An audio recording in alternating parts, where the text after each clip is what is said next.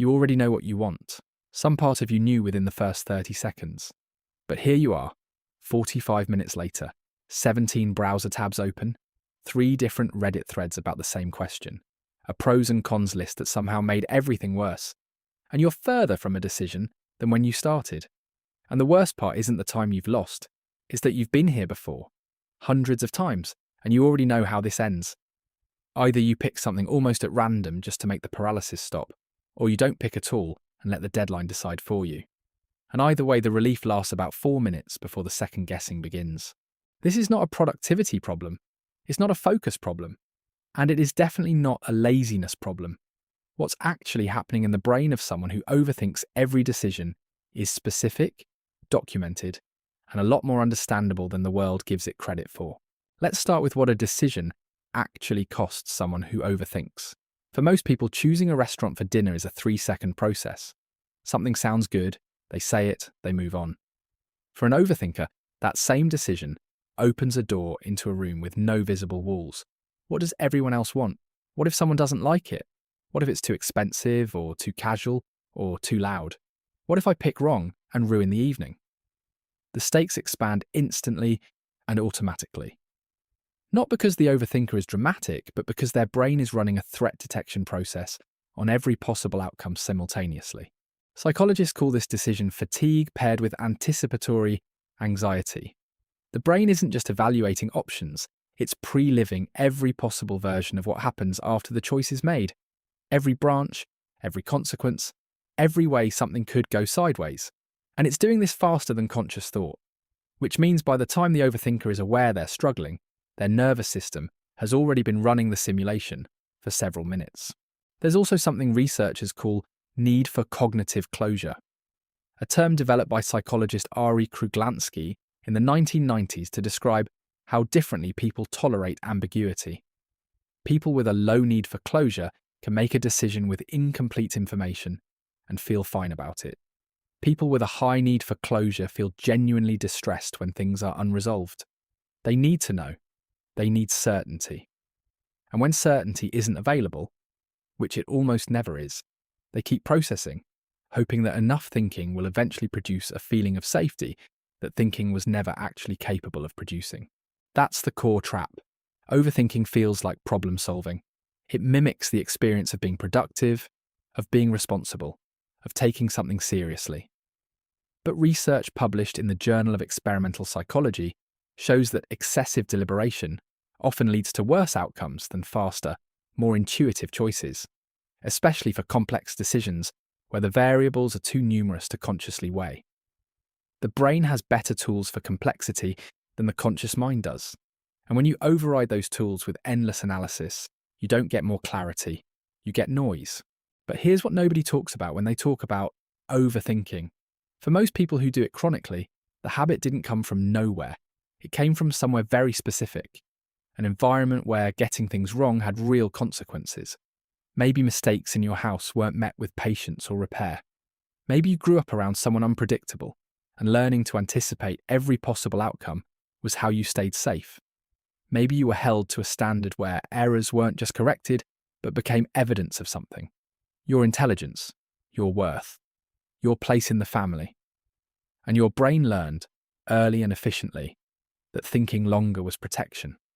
That hesitation was wisdom. That the danger wasn't in the unknown future, but in moving toward it before you were absolutely certain. The problem is that certainty is not a thing the future offers. It never was.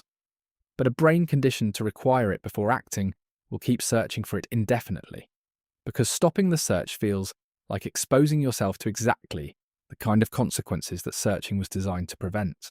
There's a concept in psychology called analysis paralysis, and it's more than a phrase. Studies using neuroimaging have shown that chronic overthinkers show increased activation in the prefrontal cortex, the area responsible for reasoning and planning. Even during tasks that don't require complex thought, their brains are essentially running planning software in the background constantly, which is exhausting in a way that's hard to articulate to someone who doesn't experience it. It's not just that decisions are hard, it's that the mental machinery never fully powers down. And this has costs that accumulate quietly. Relationships where your hesitation reads as disinterest when it's actually the opposite. Opportunities where the window closed while you were still deciding whether to step through it. The low-grade shame of knowing you overthink, trying not to overthink, and then overthinking about how much you're overthinking. The exhaustion of carrying every unmade decision like an open file your brain refuses to close. But here's what's also true, and this part matters. The same mind that traps you in loops of analysis is also the mind that catches things others miss. Overthinkers notice nuance. They anticipate consequences before they happen. They rarely make the careless choices that cost people dearly in big moments. The attention and care they bring to decisions, even small ones, reflects a brain that takes outcomes seriously. That is not a character flaw. That is a finely tuned instrument that hasn't yet learned when to put itself down. The work isn't to stop thinking deeply. The work is to update the rule your brain is still running. The one that says thinking more equals being safer, that certainty is possible if you just look long enough, that the cost of a wrong choice is as catastrophic now as it once felt. Because for most decisions in your current life, it isn't. And somewhere underneath the loops and the tabs and the pros and cons list that made everything worse, some part of you already knows what you want to do. The question is whether you're willing to trust it. Let's talk about what actually happens in the body when an overthinker is mid-decision, because this isn't only a mental event. Chronic deliberation activates the stress response. Cortisol rises, the body enters a low-grade state of alert, and the nervous system begins treating an unresolved choice the way it would treat an unresolved threat. This is why overthinking is physically tiring, why you can spend an entire afternoon doing nothing but thinking and feel as exhausted as if you'd run 5 miles. Your body has been in a mild stress response the entire time without either of you noticing. Research from Columbia University found that having more options doesn't make people happier with their decisions. It makes them less satisfied and more likely to experience regret. Psychologist Barry Schwartz called this the paradox of choice. The more possibilities exist, the more an overthinker's brain has to simulate, and the heavier the weight of every path not taken. In a world with fewer options, many overthinkers function beautifully. It's abundance of choices, of information, of perspectives that turns the dial up past what the system can comfortably hold. Social media has made this exponentially worse. Every decision now exists alongside the visible record of other people's decisions. Someone bought a different car. Someone chose a different city. Someone took the job you turned down and posted about it glowing 3 months later. The overthinker's brain doesn't file this as irrelevant data. It files it as evidence that their own choices require re-examination. The loop never closes because the input never stops. And yet, and this is important, overthinking is not the same as caring too much. It's not weakness, it's not neurosis without origin. It is a learned response to a world that once required it.